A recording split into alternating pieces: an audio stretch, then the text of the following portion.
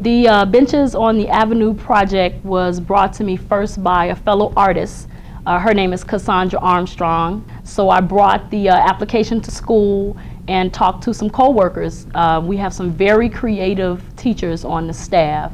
And kudos to Janet Gorecki and Greg Mason for helping me with my design, giving me ideas on how to fit the theme, which is classic TV. My first thought was cartoons because I'm a very whimsical person and my family, we love cartoons. And so that was my first thought, but I could only think of a few cartoons. And so kept going with that, trying to keep with the theme of something that was closer to my personality. And so I came up with puppets. My choice of characters was greatly inspired, obviously, by my own life and experiences, remembering watching TV with my children. They really loved Sherry Lewis and Lamb Chops, so that was a must. I had to put something on there that connected to my family so that when they saw it, they would, be very elated to see certain characters. Also included in that would be Cecil from Beanie and Cecil.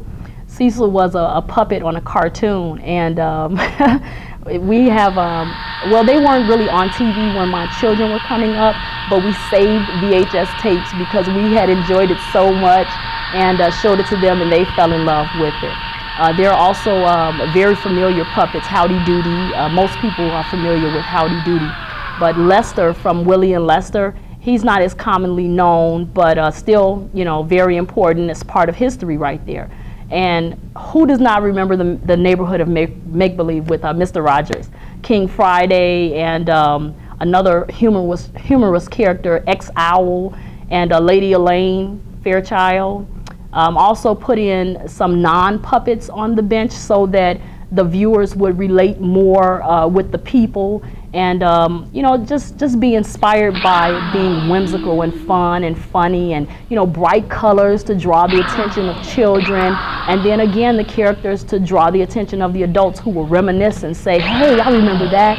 And even the whole Punch and Judy, that's something from every generation. I try my best to go from at least the 50s, 60s, 70s, and 80s, and do a timeline kind of. So as you look at the bench, think about, your childhood and the fun times you had watching those shows, and how you really need to just share it with your children and your children's children, and let that fun continue on.